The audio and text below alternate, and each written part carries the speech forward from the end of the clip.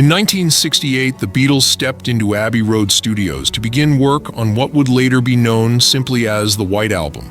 To the outside world, it would become one of the most daring, sprawling records of the decade, a masterpiece of styles colliding. But to George Harrison, the experience was anything but liberating.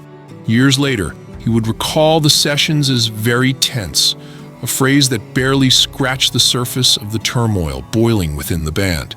By then, the cracks in their unity had widened into chasms.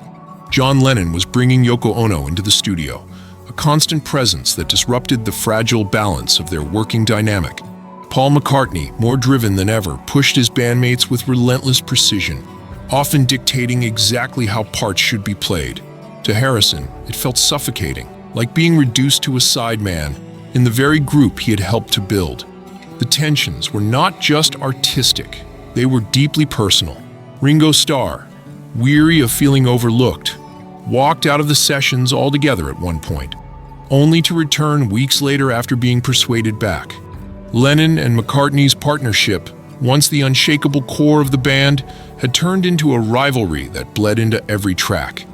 In that environment, Harrison fought to be heard, to carve out space for his own voice amidst the chaos. And yet, even in that storm, he created moments of brilliance.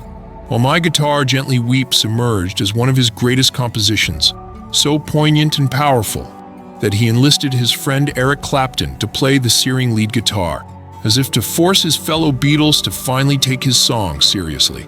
Tracks like Long, Long, Long revealed his growing spiritual depth, a quiet contrast to the noise surrounding him.